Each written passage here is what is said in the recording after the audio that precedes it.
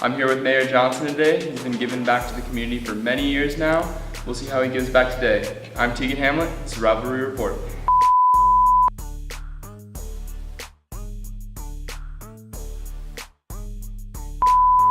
Okay, so today we're gonna have a sandwich, an orange, and a water for every brown lunch bag. Sound good? That sounds great. Okay, and I guess I'll count us down to get started. Okay. 3, 2, 1. So, almost 30 years living here. When did you start working with the community more closely and start getting involved with all of that? Oh, right around about 2001, decided to run for city council, and that's kind of where it all started. Then I decided to run for mayor. They talked me into that. Council members did, and sure enough, I got elected, and I've been mayor ever since, starting my 4th term. I've been 13 years as mayor. And you started Beautify Bonnie Lake, right? Yes, I was one of the founding board members of Beautify Bonnie Lake. Boy, that's been a long time as well. It's a 10-year anniversary for them. And that's a great way to show the people in the community as far as what you can do to give back, and it's very simple. And this Bonnie Lake High School's been a great example of participating in BBL.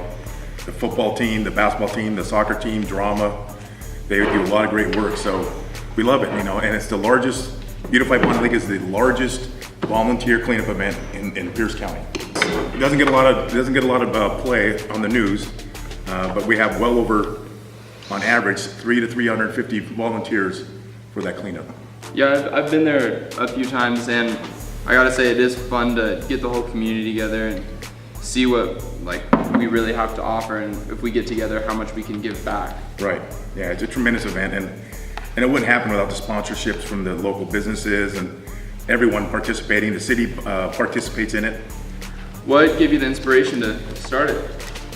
When I was a city council member and then became mayor, the one thing we always find in budgets is that the one thing that you never have enough money is for cleanup or beautification and those things.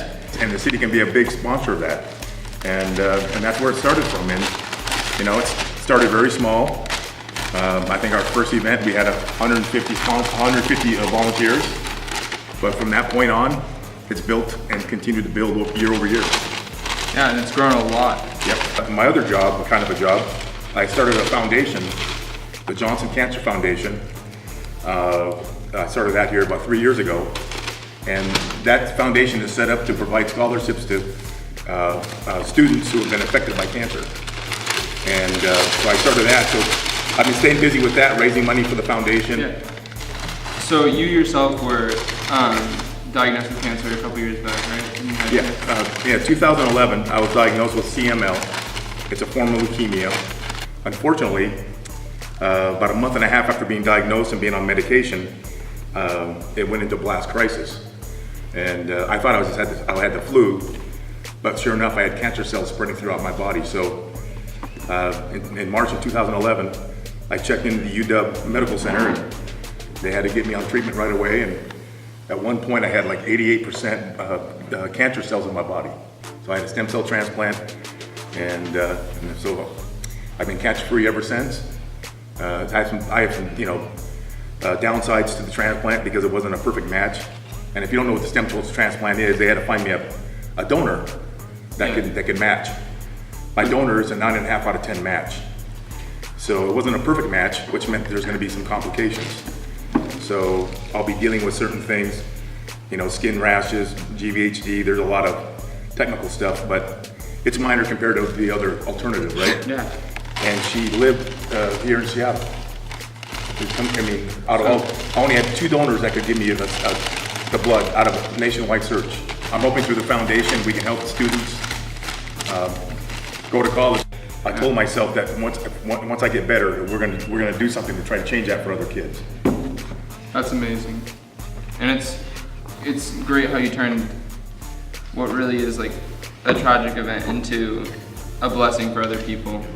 Speaking of our community, you have 2 daughters that went to the were in the summer school district at some point, right? Yes, My oldest daughter, Randy Johnson, graduated from Bonnie Lake High School in 2012. My other daughter, Jaden Johnson, is 13 and she's a 7th grader at Lake Ridge. So she's gonna come here in future years? Yes, she's gonna come here and keep on the tradition of going to Bonnie Lake High School. She did ask me, she keeps asking, can I go to Sumner? I said, the mayor of Bonnie Lake cannot have their kid go to Sumner. Just cannot work. Are we doing a sandwich? Oh, look at that, we're about even on the sandwiches. We are. Wow.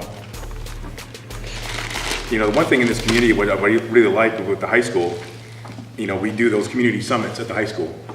And way back when I was first became mayor, the one thing the kids said in the community summits and the leadership classes is that we need a Red Robin and we need a Costco and we need a bowling alley. So I've written letters to all the different bowling alley companies, the entertainment companies, Red Robin, we started working with Red Robin and Costco, and then we worked hard enough and we got a Red Robin, and then finally we got a Costco, and that's been a long time coming, but we're very happy to be able to make those things happen.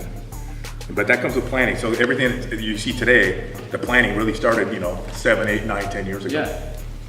Well, and it's cool that we have a mayor who's so intertwined with our community before you even began your tenure as an elected official. You were already working with city council and working as a coach for your daughter's basketball or softball teams. Yep, I was coaching all the sports, and and that's really, and that kind of propelled me into doing more things. So that's what I'm saying. Everybody can do a little bit of something. I remember the old days having a sack. It's been a while since I've seen a brown paper bag. I know. Unless our cell phone gets taken here. Whoa! No phones means no phones for anyone. I was texting my mom. No. But it's my mom. Not during class time. Oh, is that what happens? Yeah, they put it in a brown paper bag and they staple it up. Wow. I should do that at home. So when we get all these lunches packed and done, we're gonna load them up, and then we're gonna have someone from the food bank, we're gonna meet them somewhere, and we're gonna donate them back to Bonnie Lake, basically. I thought it was like a good idea, have a little event to give back just a little more, even though you already have so much over these years. Just want to say a big thank you to Mayor Johnson for coming out early on a Saturday morning to help pack some lunches for the food bank. It's been fun, and I can't believe how many lunches we packed, and we're gonna donate the rest of what we have to the food bank too. It's been good, and just thank you so much for being involved in the community. No, my pleasure. I enjoyed it. Okay, Thank you thank very you. much.